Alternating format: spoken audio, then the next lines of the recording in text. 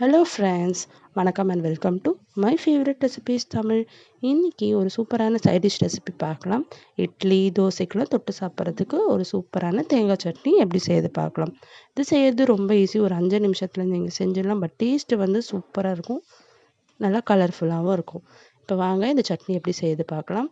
So chutney செய்கிறதுக்கு நமக்கு வந்து தேங்காய் தேவை. ஸோ ஃப்ரெஷ்ஷாக வந்து தேங்காய் வந்து உடச்சி எடுத்துக்கலாம். ஒரு அரை மூடி தேங்காய் வந்து கீனி எடுத்துக்கோங்க. இது கப் அளவில் 1 கப்பு வந்து வரும். ஸோ இதை அப்படியே எடுத்து வச்சுக்கலாம். இப்போ வந்து மிக்ஸி ஜார் வச்சுக்கலாம்.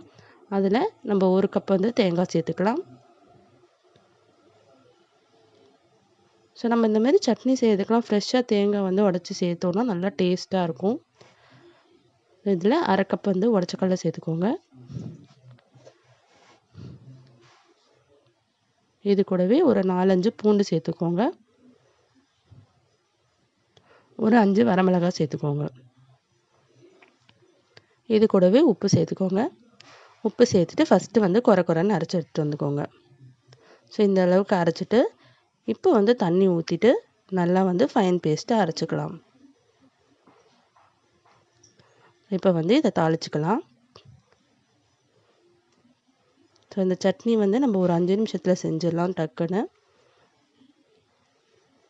இப்போ வந்து பேன் வச்சுட்டு அதில் ஒரு 2 டேபிள் ஸ்பூன் எண்ணெய் ஊற்றிக்கோங்க. எண்ணெய் நல்லா வந்து சூடாகட்டும். நம்ம நல்லா சூடான எண்ணெய் வந்து தாளித்து ஊற்றும் போது தான் அந்த பச்சை பூண்டோட வாசனை வந்து போயிடும். ஸோ எண்ணெய் நல்லா சூடான அப்புறமா அரை ஸ்பூன் கடுகு சேர்த்துக்கோங்க.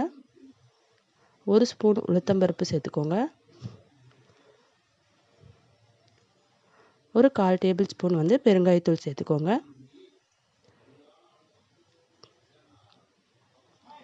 இது எல்லாத்தையும் சேர்த்துட்டு இதை நல்லா வந்து பொன்னிறமாக வந்து வறுத்துக்கோங்க.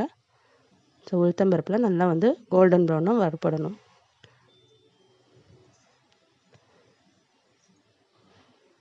இப்போ வந்து லாஸ்ட்டாக ஒரு கொத்து கருவேப்பிலை சேர்த்து நம்ம ஸ்டவ் ஆஃப் பண்ணிடலாம்.